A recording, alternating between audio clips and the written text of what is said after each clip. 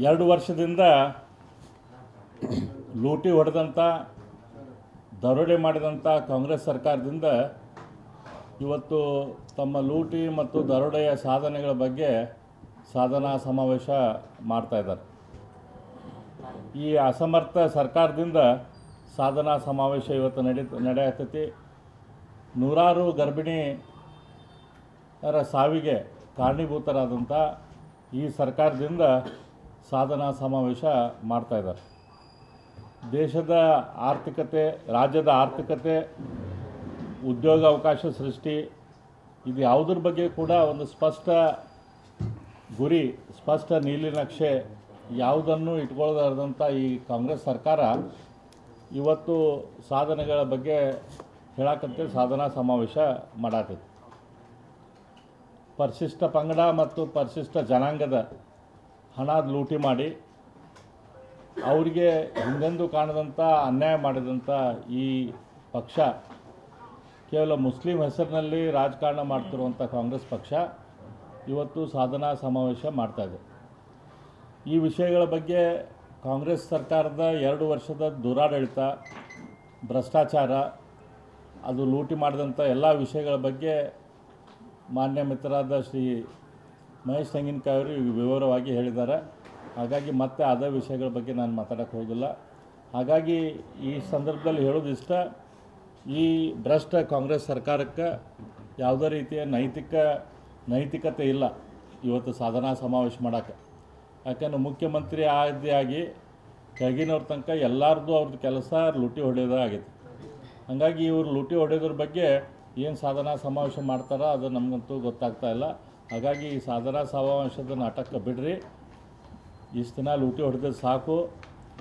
ಈಗ ಆದರೂ ಕೂಡ ಜನರ ಸೇವೆ ಮಾಡುವಂಥದ್ದು, ಕರ್ನಾಟಕದ ಸೇವೆ ಮಾಡುವಂಥ ಕೆಲಸ ನೀವು ಮಾಡಿರಿ ಅಂಥೇಳಿ ನಾವು ಅವ್ರಿಗೆ ವಿನಂತಿ ಮಾಡ್ತೀವಿ. ಅದೇ ರೀತಿ ಮೊನ್ನೆ ಮಾರ್ಚ್ 31 ಏನು ಮುಗೀತು, ನಮಗೆ ಇನ್ನೂ ಸರಿಯಾದ ಅಂಕಿ ಸಂಖ್ಯೆಗಳನ್ನು ಸರ್ಕಾರ ಬಿಡುಗಡೆ ಮಾಡಿಲ್ಲ. ನಾವು ಬಜೆಟ್ ಟೈಮ್ದಲ್ಲಿ ಸರ್ಕಾರ ಹೇಳಿದ ಪ್ರಕಾರ, ಸರ್ಕಾರ ಕೊಟ್ಟ ಅಂಕಿ ಸಂಖ್ಯೆಗಳ ಪ್ರಕಾರ ನಮ್ಮದು ರೆವಿನ್ಯೂ ಕಲೆಕ್ಷನ್ ಆಗಿತ್ತಂದ್ರೆ 2.97% ಆಫ್ ದ GDP ಸರ್ಕಾರದ ಸಾಲ ಆಗ್ತಿತ್ತು. ನಮ್ಮ ಕೇಂದ್ರ ಸರ್ಕಾರದ ಗೈಡ್ಲೈನ್ಸ್ ಏನೈತಂದ್ರೆ ಫೈನಾನ್ಸ್ ಕಮಿಷನದ್ದು 3%ಕ್ಕಿಂತ ಹೆಚ್ಚು ನಮ್ಮದು ಸಾಲ ಹೆಚ್ಚು ಆಗಬಾರ್ದು, 3% GDPಗಿಂತ. ಆದರೆ ಇವ್ರದ್ದು ಇವತ್ತೇನಿದೆ, ಮೊನ್ನೆ ಕಲೆಕ್ಷನ್ ಟಾರ್ಗೆಟ್ ಏನು ಡ್ರಾಪ್ ಆಗೈತಿ. ನನಗೆ ಗೊತ್ತಿದ್ದ ಮಟ್ಟಿಗೆ ಸುಮಾರು 18,000 ಕೋಟಿ ರೂಪಾಯಿಯಷ್ಟು ರೆವಿನ್ಯೂ ಕಲೆಕ್ಷನ್ದಲ್ಲಿ ಡ್ರಾಪ್ ಆಗೈತೆ. ಇದ್ರ ಪ್ರಕಾರ ನನಗನ್ಸಿದ ಮಟ್ಟಿಗೆ ಫಸ್ಟ್ ಟೈಮ್ ನಮ್ಮ ಹಿಸ್ಟ್ರಿಯಲ್ಲಿ, ಕರ್ನಾಟಕ ರಾಜ್ಯದ ಇತಿಹಾಸದಲ್ಲಿ ಇದೇನು 16 ಸರ್ತಿ ನಾ ಬಜೆಟ್ ಕೊಟ್ಟೇನೆ ಅಂತೇಳಿ ತಾವು ದುಬ್ಬ ಚಪ್ಪರ್ಸ್ಕೊತಾರೆ ಸಿದ್ದರಾಮಯ್ಯನವರು. ಅವರ ಆಡಳಿತದಲ್ಲಿ ಕರ್ನಾಟಕದ ಆರ್ಥಿಕ ಪರಿಸ್ಥಿತಿ 3%ಕ್ಕಿಂತ ಹೆಚ್ಚು ಸಾಲ ಮಾಡಿದಂಥ ಪರಿಸ್ಥಿತಿಯಾಗಿ ನಾವು ಬರ್ತೇವೆ. ಹಾಗಾಗಿ ಇದೇನು ರೋಗ ರಾಜ್ಯಗಳೇನದಾವೆ, ಫೈನಾನ್ಷಿಯಲ್ ಇಂಡಿಸಿಪ್ಲಿನ್ ಇರುವಂಥ ರಾಜ್ಯಗಳ ಪಟ್ಟಿಗೆ ನಮ್ಮ ಕರ್ನಾಟಕವನ್ನು ಕೂಡ ಸೇರಿಸಿದಂಥ ಖ್ಯಾತಿ, ಅತ್ಯಂತ ದೊಡ್ಡ ಪ್ರಮಾಣ ಸಾಲ ಮಾಡಿದಂಥ ಖ್ಯಾತಿ ಶ್ರೀ ಸಿದ್ದರಾಮಯ್ಯನವರಿಗೆ ಮತ್ತು ಕಾಂಗ್ರೆಸ್ ಸರ್ಕಾರಕ್ಕೆ ಹೋಗ್ತದೆ. ಸಾಲ ಮಾಡಿಸೋಕ್ಕೆ ಕಾರಣ ಕೇಂದ್ರ ಸರ್ಕಾರ ಕೊಡ್ತಾ ಇಲ್ಲ. ಮನೆ ದಿಶಾ ಸಭೆಯಲ್ಲಿ ಹೇಳಿದ್ದಾರೆ 5,000 ಕೋಟಿ ರೂಪಾಯಿ ತಕ್ಷಣ ಬಿಡುಗಡೆ ಮಾಡಬೇಕು, GST ಸೇರಿದಂತೆ ಅನೇಕ ಸಾವಿರಾರು ಕೋಟಿ ರೂಪಾಯಿನ ಪೆಂಡಿಂಗ್ ಇರುವುದು ಕೇಂದ್ರ ಸರ್ಕಾರ ಅಂತ. ನೋಡಿರಿ, GST ಏನು ಯಾವ ಹಂತದಲ್ಲಿ ಯಾವ ರೀತಿ ಬಿಡುಗಡೆ ಮಾಡಬೇಕು ಅದನ್ನು ಕೇಂದ್ರ ಸರ್ಕಾರ ಬಿಡುಗಡೆ ಮಾಡಾತೈತಿ. ಇವ್ರಿಗೈತಲ್ಲ ಕುಣ್ಯಾಕೆ ಬರ್ದಂಗೆ ನೆಲ ಡೊಂಕ್ ಅಂದಂಗೆ ಎಲ್ಲದಕ್ಕೂ ಮಾತಿಗೆ ಕೇಂದ್ರ ಸರ್ಕಾರದ ಮೇಲೆ ಮಾತಾಡೋದು ಇವತ್ತು ಪದ್ಧತಿ ಆಗೈತೆ. ರಾಜ್ಯ ಸರ್ಕಾರ ಹುಬ್ಬಳ್ಳಿ ಧಾರವಾಡ ಮಹಾನಗರ ಪಾಲಿಕೆ ಕೊಡ್ತಕ್ಕಂಥ 300 ಕೋಟಿ ಮೊದಲು ಕೊಡುವಂಥದ್ದು ವ್ಯವಸ್ಥೆ ಇದೆ. ಇವತ್ತು ರಾಜ್ಯ ಸರ್ಕಾರದ ಆರ್ಥಿಕ ದುಸ್ಥಿತಿ ಎಲ್ಲಿಗೆ ಬಂದೈತಂದ್ರೆ, ಹುಬ್ಬಳ್ಳಿ ಧಾರವಾಡ ಮಹಾನಗರ ಪಾಲಿಕೆಯಲ್ಲಿ ನೌಕರಿ ಮಾಡ್ತಕ್ಕಂಥ ಸಂಬಳವನ್ನು ರಾಜ್ಯದಿಂದ ಬರಬೇಕಾಗಿದೆ. ಆದರೆ ಕಳೆದ 3 ತಿಂಗಳಿಂದ ಸುಮಾರು 21 ಕೋಟಿ ರೂಪಾಯಿ ಅಷ್ಟು ಹಣವನ್ನು 4ನೇ ತಿಂಗಳಾದ್ರೆ 28 ಆಗುತ್ತೆ. 28 ಕೋಟಿ ರೂಪಾಯಿ ಹಣವನ್ನು ಇಲ್ಲಿ ಟ್ಯಾಕ್ಸಿಂದ ಕಲೆಕ್ಷನ್ ಮಾಡಿ ಕೊಡ್ರಿ ಅಂತೇಳಿ ಇವತ್ತು ಆರ್ಡರ್ ಮಾಡಿದೆ ಸರ್ಕಾರ. ಅಂದ್ರೆ 28 ಕೋಟಿ ರೂಪಾಯಿ ಸರ್ಕಾರಿ ನೌಕರರ ವೇತನವನ್ನು ಕೊಡಲಾರ್ದಂಥ ದುಸ್ಥಿತಿಗೆ ಇವತ್ತು ರಾಜ್ಯ ಸರ್ಕಾರ ಬಂದಿದ್ದು 2ನೇ ವರ್ಷದ ಸಮಾವೇಶ. ಈ ಹಿಂದೆ ನಿಮ್ಮ ಸಭಾನಾಯಕರೆಲ್ಲ ಸೇರಿ ನಾವು ಕಾನೂನು ಹೋರಾಟ ಮಾಡ್ತೀವಿ ಅಂತ ಹೇಳಿದ್ರು, ಎಲ್ಲಿ ಬಂತು? ಅದು ಅಂಡರ್ ಪ್ರೊಸೆಸ್ ಇದೆ ಅದನ್ನೆಲ್ಲ. ಅಲ್ಲ ಸರ್, ಎಲ್ಲ ಎಷ್ಟು ದಿನ ಪ್ರೊಸೆಸ್? 2 ವರ್ಷ ಆಯಿತು ಸರ್ಕಾರ ಬಂದು, ಇಷ್ಟೆಲ್ಲ ಭ್ರಷ್ಟಾಚಾರ ಬಗ್ಗೆ ಬಿಡಿಯಾಗಿ ಹೇಳಿದ್ದೀವಿ ಇಷ್ಟೋ ತನಕ. ಒಂದರ ಪ್ರಕರಣವನ್ನು ನೀವು ತಾರ್ಕಿಕ ಅಂತ್ಯಕ್ಕೆ ಓದಿದ್ದು ಯಾವುದಾದ್ರೂ ಓದಿದ್ದೀರಾ ಅಂತ? ಸಾಕ್ಷಿ ಸಮೇತವಾದ ತನಿಖೆ ನಡೆಸುವಂಥದ್ದು ಕಾನೂನು ಈ ರೀತಿ ಹೋರಾಟ ಮಾಡಿದರೆ ಏನಾದರೂ ಒಂದು ಸಿಗ್ಬೋದು. ನೋಡಿರಿ, ಇವತ್ತು ರಾಜ್ಯ ಮಟ್ಟದಲ್ಲಿ ನಮ್ಮ ನಾಯಕರಾಗಿರ್ತಕ್ಕಂಥ ಮತ್ತು ಉಪನಾಯಕರಿಬ್ಬರು ಇಲ್ಲೇ ಅದ. ನಮ್ಮ ಅಶೋಕ್ ಅವರು ಇದ್ದಾರೆ, ಮಾನ್ಯ ಅರವಿಂದ್ ಬೆಲ್ಲದವ್ರ ನೇತೃತ್ವದಲ್ಲಿ ನಾವು ವಿಧಾನಸಭೆಯಲ್ಲಿ ತಾವೆಲ್ಲರೂ ಕೂಡ ಗಮನಿಸಿದ್ರಿ. ಎಲ್ಲ ಹಂತದಲ್ಲಿ ಹೋರಾಟಗಳನ್ನು ನಾವು ಮಾಡಿದ್ವಿ. ಒಳಗಡೆನೂ ಮಾಡಿದ್ವಿ, ವಿಧಾನಸೌಧ ಹೊರಗಡೆನೂ ನಾವು ಮಾಡಿದ್ದೇವೆ. ಆದರೆ ಈ ದಪ್ಪ ಚರ್ಮದ ಸರ್ಕಾರ ಎಲ್ಲಿ ಮಟ್ಟ ಐತೆ ಅಂದರೆ, ನಾವು ಹೋರಾಟ ಮಾಡ್ತೇವೆ ಅಂದ್ರೆ 15 ಜನರನ್ನ ಸಸ್ಪೆಂಡ್ ಮಾಡ್ತಕ್ಕಂಥ ಕೆಲಸ ಆಯಿತು. ಅದು ಯಾವ ರೀತಿ ಸಸ್ಪೆನ್ಷನ್ ಮಾಡ್ಯಾರ?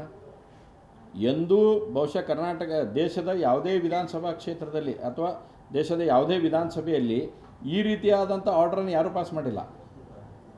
ಅಂದರೆ ಇಲ್ಲಿ ಯಾವ ರೀತಿ ದಬ್ಬಾಳಿಕೆ ಮಾಡ್ತಕ್ಕಂಥ ಸನ್ನಿವೇಶ ಭಾಳ ಸ್ಪಷ್ಟವಾಗಿ ಎದ್ಕಾಣ್ತಾ ಇದೆ. ಸನ್ಮಾನ್ಯ ನಮ್ಮ ವಿಪಕ್ಷ ನಾಯಕರು, ಉಪನಾಯಕರು ನಮ್ಮನ್ನೆಲ್ಲರೂ ಕರ್ಕೊಂಡೋಗಿ ಸ್ಪೀಕರಿಗೆ ಭೇಟಿಯಾಗಿ ಬಂದ್ವಿ, ಗವರ್ನರಿಗೆ ಭೇಟಿಯಾಗಿ ಬಂದ್ವಿ. ಇನ್ನೂವರೆಗೂ ಕೂಡ ಮಾತಾಡೋಂಥ ಪ್ರಶ್ನೆ ಇಲ್ಲ. 2 ವರ್ಷದಿಂದ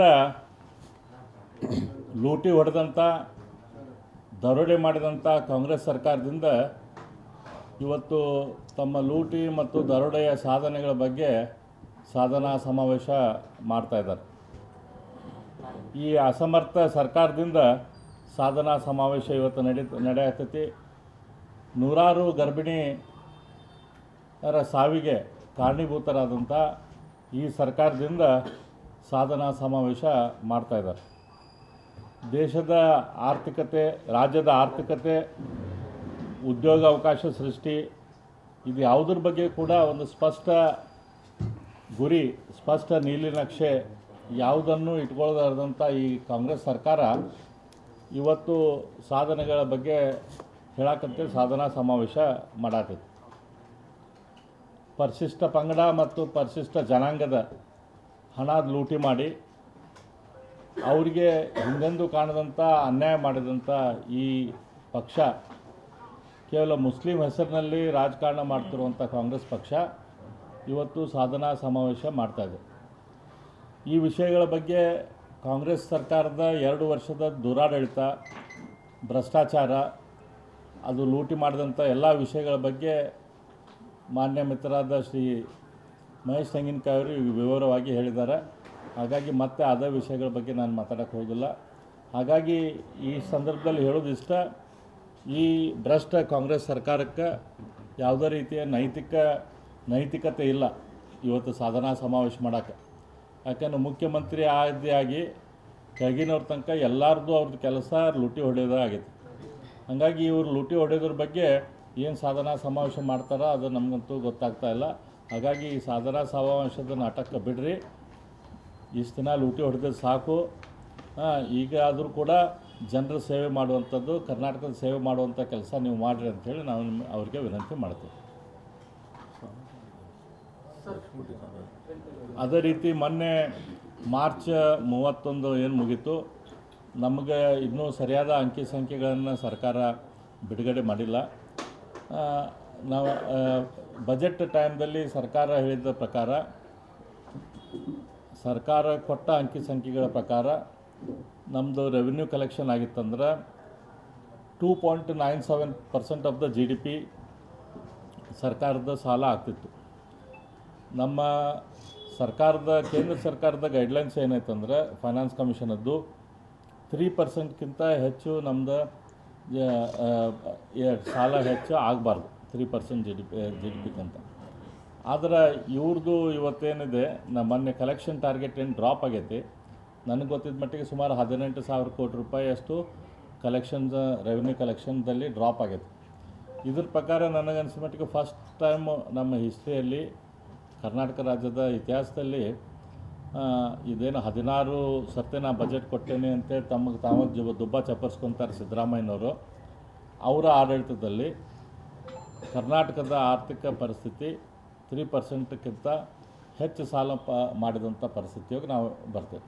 ಹಾಗಾಗಿ ಇದೇನು ರೋಗ ರಾಜ್ಯಗಳೇನದಾವೆ, ಫೈನಾನ್ಷಿಯಲ್ ಇಂಡಿಸಿಪ್ಲಿನ್ ಇರುವಂಥ ರಾಜ್ಯಗಳ ಪಟ್ಟಿಗೆ ನಮ್ಮ ಕರ್ನಾಟಕವನ್ನು ಕೂಡ ಸೇರಿಸಿದಂಥ ಖ್ಯಾತಿ, ಅತ್ಯಂತ ದೊಡ್ಡ ಪ್ರಮಾಣ ಸಾಲ ಮಾಡಿದಂಥ ಖ್ಯಾತಿ ಶ್ರೀ ಸಿದ್ದರಾಮಯ್ಯನವರಿಗೆ ಮತ್ತು ಕಾಂಗ್ರೆಸ್ ಸರ್ಕಾರಕ್ಕೆ ಹೋಗ್ತದೆ. ಸಾಲ ಮಾಡಲಿಕ್ಕೆ ಕಾರಣ ಕೇಂದ್ರ ಸರ್ಕಾರ ಕೊಡ್ತಾ ಇಲ್ಲ. ಮೊನ್ನೆ ದಿಶಾ ಸಭೆಯಲ್ಲಿ ಹೇಳಿದ್ದಾರೆ 5,000 ಕೋಟಿ ರೂಪಾಯಿ ತಕ್ಷಣ ಬಿಡುಗಡೆ ಮಾಡಬೇಕು. GST ಸೇರಿದಂತೆ ಅನೇಕ ಸಾವಿರಾರು ಕೋಟಿ ರೂಪಾಯಿನ ಪೆಂಡಿಂಗ್ ಇರೋದು ಕೇಂದ್ರ ಸರ್ಕಾರ ಅಂತ. ನೋಡ್ರಿ, GST ಏನು ಯಾವ ಹಂತದಲ್ಲಿ ಯಾವ ರೀತಿ ಬಿಡುಗಡೆ ಮಾಡಬೇಕು ಅದನ್ನು ಕೇಂದ್ರ ಸರ್ಕಾರ ಬಿಡುಗಡೆ ಮಾಡಾತೈತಿ. ಇವ್ರಿಗೈತಲ್ಲ ಕುಣ್ಯಾಕ್ ಬರ್ದಂಗೆ ನೆಲ ಡೊಂಕ್ ಅಂದಂಗೆ ಎಲ್ಲದಕ್ಕೂ ಮಾತಿಗೆ ಕೇಂದ್ರ ಸರ್ಕಾರದ ಮೇಲೆ ಮಾತಾಡೋದು ಇವತ್ತು ಪದ್ಧತಿ ಆಗೈತಿ. ರಾಜ್ಯ ಸರ್ಕಾರ ಹುಬ್ಳಿ ಧಾರವಾಡ ಮಹಾನಗರ ಪಾಲಿಕೆ ಕೊಡ್ತಕ್ಕಂಥ 300 ಕೋಟಿ ಮೊದಲು ಕೊಡುವಂಥದ್ದು ವ್ಯವಸ್ಥೆ ಇದೆ. ಇವತ್ತು ರಾಜ್ಯ ಸರ್ಕಾರದ ಆರ್ಥಿಕ ದುಸ್ಥಿತಿ ಎಲ್ಲಿಗೆ ಬಂದೈತೆ ಅಂದರೆ ಹುಬ್ಳಿ ಧಾರವಾಡ ಮಹಾನಗರ ಪಾಲಿಕೆಯಲ್ಲಿ ನೌಕರಿ ಮಾಡ್ತಕ್ಕಂಥ ಸಂಬಳವನ್ನು ರಾಜ್ಯದಿಂದ ಬರಬೇಕಾಗಿತ್ತು. ಆದರೆ ಕಳೆದ 3 ತಿಂಗಳಿಂದ ಸುಮಾರು 21 ಕೋಟಿ ರೂಪಾಯಿ ಅಷ್ಟು ಹಣವನ್ನು 4ನೇ ತಿಂಗಳಾದ್ರೆ 28 ಆಗುತ್ತೆ. 28 ಕೋಟಿ ರೂಪಾಯಿ ಹಣವನ್ನು ಇಲ್ಲಿ ಟ್ಯಾಕ್ಸ್ನಿಂದ ಕಲೆಕ್ಷನ್ ಮಾಡಿ ಕೊಡ್ರಿ ಅಂತೇಳಿ ಇವತ್ತು ಆರ್ಡರ್ ಮಾಡಿದೆ ಸರ್ಕಾರ. ಅಂದ್ರೆ 28 ಕೋಟಿ ರೂಪಾಯಿ ಸರ್ಕಾರಿ ನೌಕರರ ವೇತನವನ್ನು ಕೊಡಲಾರ್ದಂಥ ದುಸ್ಥಿತಿಗೆ ಇವತ್ತು ರಾಜ್ಯ ಸರ್ಕಾರ ಬಂದಿದ್ದು 2ನೇ ವರ್ಷದ ಸಮಾವೇಶ. ಈ ಹಿಂದೆ ನಿಮ್ಮ ಸಭಾನಾಯಕರೆಲ್ಲ ಸೇರಿ ನಾವು ಕಾನೂನು ಹೋರಾಟ ಮಾಡ್ತೀವಿ ಅಂತ ಹೇಳಿದ್ರು ಸರ್, ಎಲ್ಲಿಗೆ ಬಂತು? ಅದು ಅಂಡರ್ ಪ್ರೊಸೆಸ್ ಇದೆ ಅದನ್ನೆಲ್ಲ. ಇಲ್ಲ ಸರ್, ಎಲ್ಲ ಎಷ್ಟು ದಿನ ಪ್ರೊಸೆಸ್? 2 ವರ್ಷ ಆಯಿತು ಸರ್ಕಾರ ಬಂದು. ಇಷ್ಟೆಲ್ಲ ಭ್ರಷ್ಟಾಚಾರ ಬಗ್ಗೆ ಬಿಡಿಯಾಗಿ ಹೇಳಿದ್ದೀವಿ ಇಷ್ಟೋ ತನಕ. ಒಂದರ ಪ್ರಕರಣವನ್ನು ನೀವು ತಾರ್ಕಿಕ ಅಂತ್ಯಕ್ಕೆ ಓದಿದ್ದು ಯಾವುದಾದ್ರೂ ಓದಿದ್ದೀರಾ ಅಂತ? ಸಾಕ್ಷಿ ಸಮೇತವಾಗಿ ತನಿಖೆ ನಡೆಸುವಂಥದ್ದು ಕಾನೂನು ಈ ರೀತಿ ಹೋರಾಟ ಮಾಡಿದರೆ ಏನಾದರೂ ಒಂದು ಸಿಗ್ಬೋದು. ನೋಡಿರಿ, ಇವತ್ತು ರಾಜ್ಯ ಮಟ್ಟದಲ್ಲಿ ನಮ್ಮ ನಾಯಕರಾಗಿರ್ತಕ್ಕಂಥ ಮತ್ತು ಉಪನಾಯಕರಿಬ್ಬರು ಇಲ್ಲೇ ಅದ. ನಮ್ಮ ಅಶೋಕ್ ಅವರು ಇದ್ದಾರೆ, ಮಾನ್ಯ ಅರವಿಂದ್ ಬೆಲ್ಲದವ್ರ ನೇತೃತ್ವದಲ್ಲಿ ನಾವು ವಿಧಾನಸಭೆಯಲ್ಲಿ ತಾವೆಲ್ಲರೂ ಕೂಡ ಗಮನಿಸಿದ್ರಿ. ಎಲ್ಲ ಹಂತದಲ್ಲಿ ಹೋರಾಟಗಳನ್ನು ನಾವು ಮಾಡಿದ್ವಿ. ಒಳಗಡೆನೂ ಮಾಡಿದ್ವಿ, ವಿಧಾನಸೌಧ ಹೊರಗಡೆನೂ ನಾವು ಮಾಡಿದ್ದೇವೆ. ಆದರೆ ಈ ದಪ್ಪ ಚರ್ಮದ ಸರ್ಕಾರ ಎಲ್ಲಿ ಮಟ್ಟ ಐತೆ ಅಂದರೆ ನಾವು ಹೋರಾಟ ಮಾಡ್ತೇವೆ ಅಂದ್ರೆ 15 ಜನರನ್ನ ಸಸ್ಪೆಂಡ್ ಮಾಡ್ತಕ್ಕಂಥ ಕೆಲಸ ಆಯಿತು. ಅದು ಯಾವ ರೀತಿ ಸಸ್ಪೆನ್ಷನ್ ಮಾಡ್ಯಾರ?